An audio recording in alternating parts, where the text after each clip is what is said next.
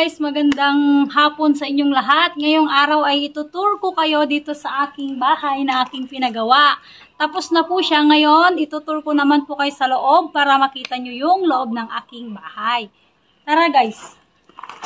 Pasensya na kayo ha, medyo magulo kasi kailan lang naayos to, kailan lang natapos. Kaya ngayon, ipapasyal ko kayo dito sa loob. So, ito yung terrace namin guys. Magulo pa siya kasi kakatapos lang. Ayan. So, ito yung pintuan namin, di ba bongga? Dito po, ayan. Ito yung kusina na, dito po sa bahay na pinagawa ko guys, merong kusina sa taas, meron din kusina sa baba. Second floor po ito. So, merong kusina sa baba kasi kapag, syempre, minsan pag pagod tayo sa trabaho, nandito tayo sa baba, dito na lang magluto. Ito yung kusina namin, dito sa baba. So, ito yung dining table. Good for 6-seaters. Ayan. Ito naman po yung lababo. Pwedeng dito maghugas. Meron din po tayong kusina sa taas. Ito po yung kusina sa baba kasama ng terrace. Ayan. Punta tayo sa taas. Ayan, ngayon na ako naka-experience na magkaupuan ng ganito kalambot. Sobrang sarap sa feelings. Okay guys, ito yung hagdan, di ba? Napakabongga ng hagdan. Pwede ka dyan mga greenery na ganyan. Nakakahingal nga lang guys. Pasensya na ha, medyo pa siya, medyo hindi pa, magulo pa kasi kakatapos nga. Light ko lang guys. Yan. Dito na po tayo sa taas. Ito po. O yan. Meron din tayong table dito sa taas. Yan nga sabi ko may kusina. May kusina tayo dito sa taas. Ayan. May sariling CR din po dito sa taas. Hindi ko pala napakita may CR din dun sa baba. Siyempre may CR din sa taas. Yan. Pasensya ng daming kalat kasi kakatapos nga lang to. Ito naman po yung sala namin. Kung napapansin nyo, magkaiba po ng tiles kasi naubusan. Naubusan tayo ng tiles, kaya yun, magkaiba, pero maganda naman tignan. So ayan, napakaganda ng view dito guys. Pag may problema ka, stress-free, ayan, tingin ka lang dyan sa view sa labas. Malilimutan mo saglit ang iyong problema. Ayan, meron din po tayong TV dito na 32 inches. Makitang-kita naman na ang tao dyan. O, diba? Napakaganda.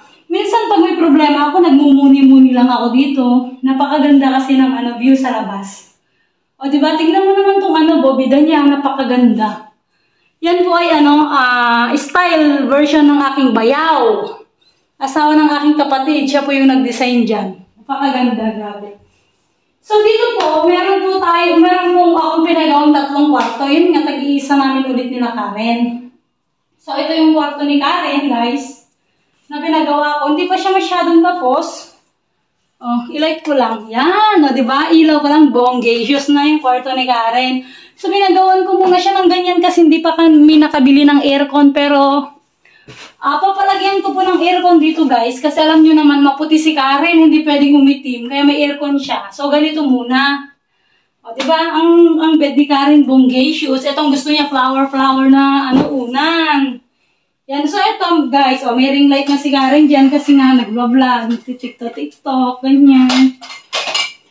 Yan. Meron na din siyang lagayan ng damit. Nandito na yung mga ibang damit ni Karen kasi madami siyang damit. Nilak na niya ata. Masyado namang madamot yung babaeng yun.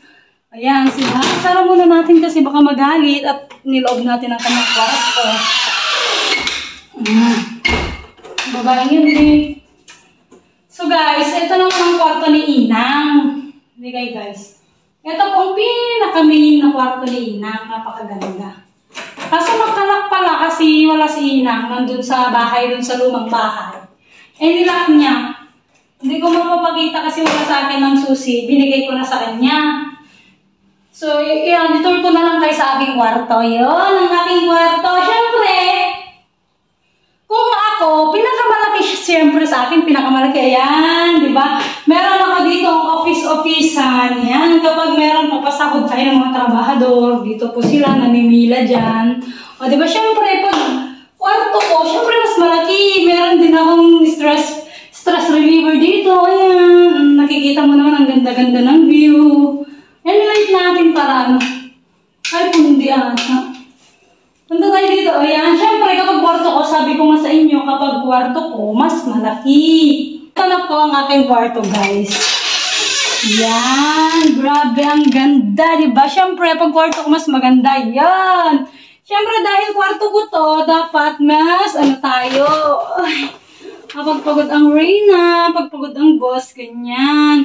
Syempre, meron akong pagsalamin, makikita kong pangit pa rin tayo. Yan, meron din po akong ring light dito kasi kailangan natin sa pag-vlog. Syempre, ang aking, ay, napakalambot. Ay, ngayon na ako nakaranas mo ganito, guys.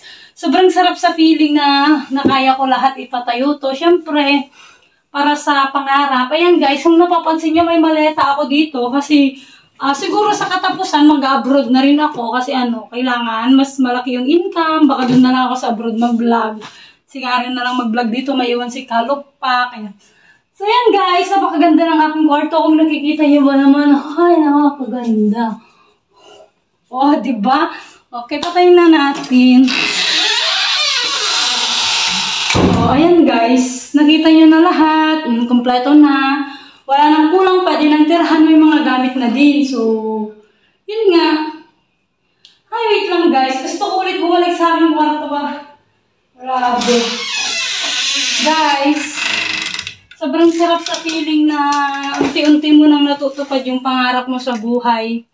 Siyempre, mas nakakaiyak kasi ano ba naman ako dati, di ba? Ano ba naman kami dati? Tapos ngayon, ayan, higa na ako sa komportabling higaan, nakakaupo na ako sa komportabling upuan. Ay, naku, may nagkamali yung trabahador namin dito kasi palalagyan ko din to ng aircon. Sigaran may aircon, tas ako wala, di ba? Palalagyan ko din po to, pero siguro papatayin ko din kasi mag-electric fan na lang ako kasi malaki ang bill. Ay, naku, ang sarap sa feeling. Jare! Pain mo! Kaya tadi mo babae niya. Mangilod, miti oras at antay. Data kami gaya, malaka. Ang kakalagpakan di babuyan kinid. Dadyo maging bukat ibalayan. Di ka nagbayin, nagtugtugaw dita. Kakalagod niya. Anya? Abang kakalagpakan di babuyan. Anya pa niya, anya tanga tatib, ubrain na tuwin niya. Dadyo makinggan niya. Anangay, tatay pa yung nag-uuri di baba. Di ka lagbain. Napaka naman na nga, ginargaraw ko agito. Di ka lagbain nga babae. Ang babaga. Tatay ka pa yung sapuli. Ay, dadyo making balay. Di baba. Bumawatak ng timay sa sabada. Alam mo nga dito na. Tatay nakpedjeng agko ka ti baboy. Di nakpepantulungan. Ang tagdalos baboy yan.